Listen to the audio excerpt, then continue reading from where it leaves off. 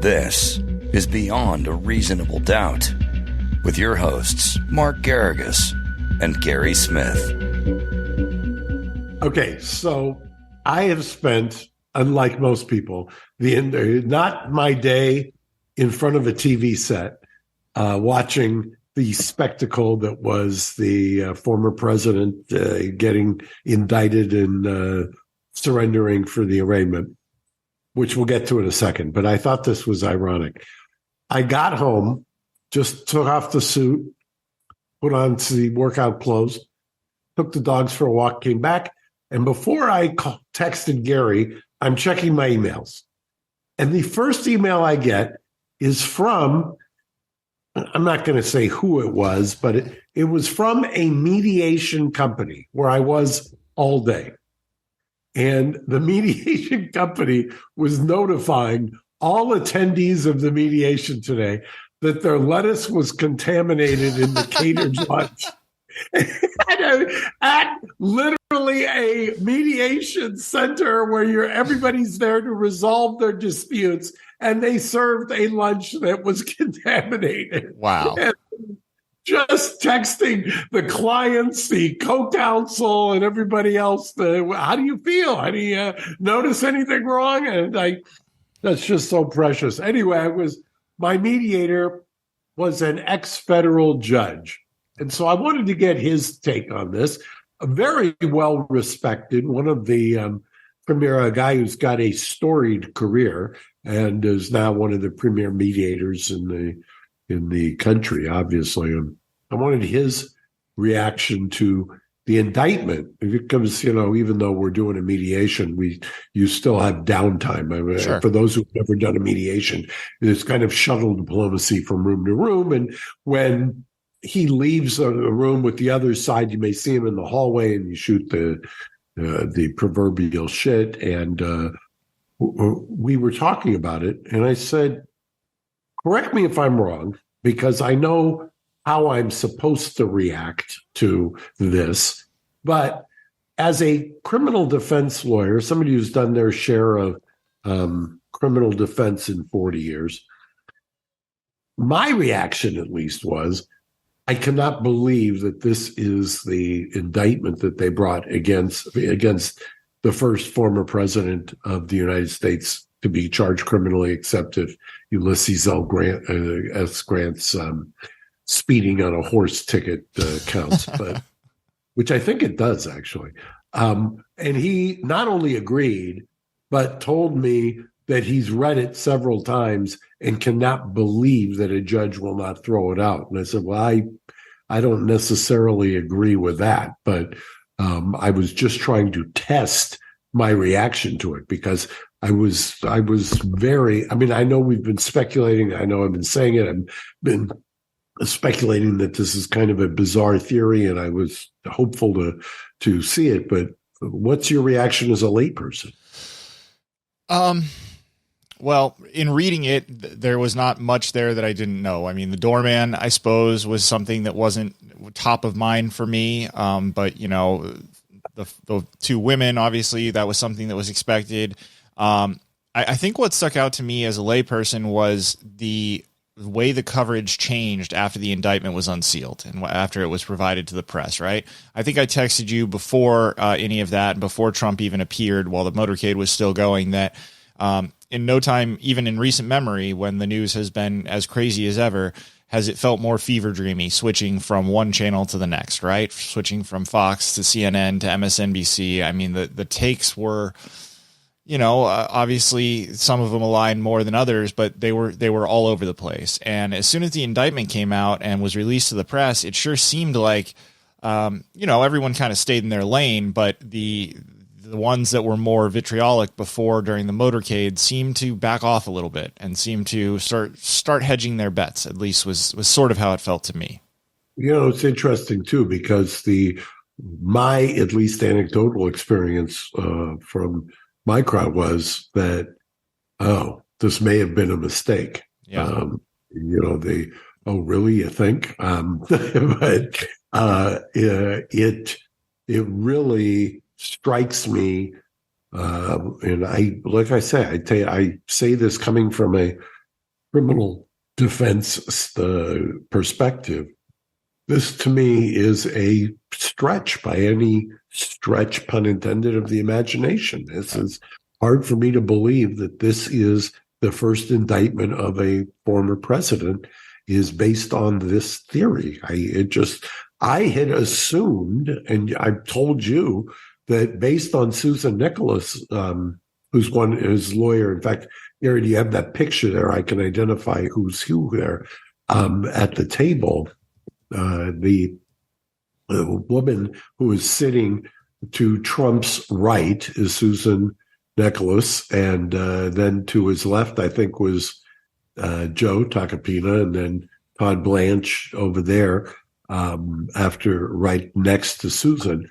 And Susan is a very, there she is right there. And there's Joe Tacopina.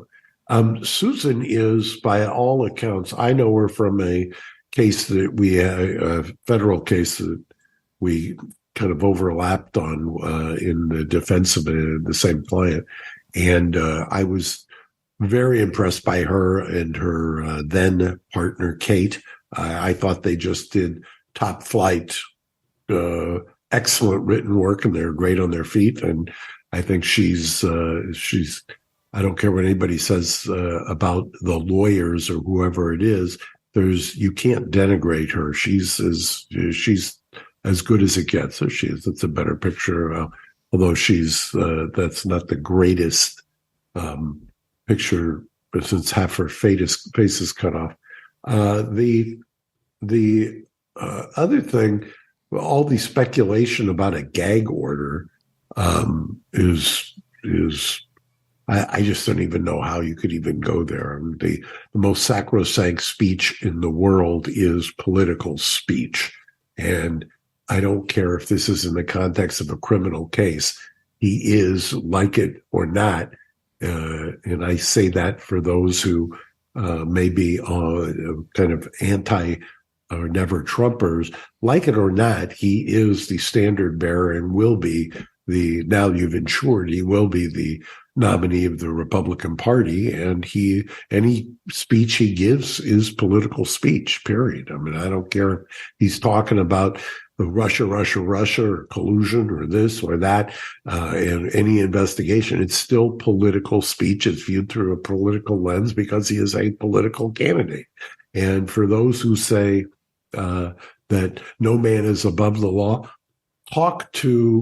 don't take my word for it. Talk to criminal defense lawyers, and ask them if this isn't a stretch. Ask them, talk to prosecutors. I've talked to several ex-prosecutors today who were at the, to not be named, Mediation Center, and they were saying the same thing. So it's quite surprising to me. I had assumed, once again, that Susan's presence meant that it was going to be more focused on, and the number of counts meant it was going to be more focused on the expense reports in connection with the high-low theory that both Tish James and the Trump organization was convicted on by the Manhattan DA. Yeah, it was interesting for fans of this show watching some of the CNN coverage. I found myself flipping back to CNN more than any other channel because a friend of the show, Karen Friedman-Agnifilo, was heavily in rotation on that channel. So for anyone who wants to see a little bit more of her, that was where I was finding myself going back to over and over again today. She got her CNN analyst job, I believe, yesterday, or they announced it today. So yes, she was wall to wall and will be for the next 6 months, I would imagine. Yeah, absolutely. What did you make of the? I was a bit surprised, given it was reported that the Secret Service and the DA's office had been trying to arrange to get him to go through the tunnels and not have it be a standard on TV perp walk where he came into the building, and he opted for the latter. And then he appeared to have the opportunity to speak to the press at some point as that was wrapping up, and he elected not to, opting to get back in the motorcade and go back to Mar-a-Lago and give the campaign speech, I think, there's nothing else to call it, that he gave a few hours ago here. Well, I would imagine, I don't know, I haven't talked to any of the people involved. I'm going to take going to go out on a limb and say they knew what was in that indictment before it was unsealed for the public.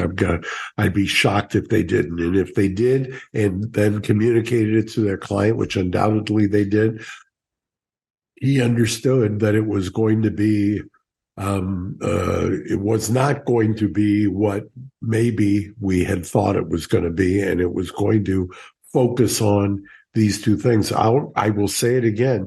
I will be shocked if you don't have the Texas Attorney General or some county DA in Georgia or some other red state local prosecutor. When I say local, state or county, ginning up charges. I wouldn't be surprised if you saw Paxton in Texas now all of a sudden say, okay, you're going to indict the former president. Well, I'm going to indict Alejandro Mayorkas, who's the Homeland Security, the cabinet position for Homeland Security, for fentanyl deaths or for some kind of border crossing crime or something of that. I think that's where we're headed here. It's I hate to make the prognostication, but for 30 years, 25 years, I've been talking about the criminalization of the political process, and I was doing it in the context originally of Bill Clinton, and now we've got the inverse. Yeah, you're not the first attorney I've heard speculate a similar thing on that today. A lot of doom and gloom, it seems, in the legal world on both sides of the aisle. People just really not wild about what the harbinger of this seems to be indicating. Yeah, it'll be interesting to see. Stay tuned if that happens. We'll do a breaking news bar. Absolutely. Thank you guys so much for listening. Mark, we will be back as soon as it's warranted, at the very least by the end of the week, and then Sunday as always. So thank you so much for carving out a little time for us. We appreciate it. You got it. Thanks, Gary. Thanks, everybody. All right. Bye-bye. Thanks for listening to Reasonable Doubt. Subscribe on YouTube at youtube.com/reasonabledoubt podcast.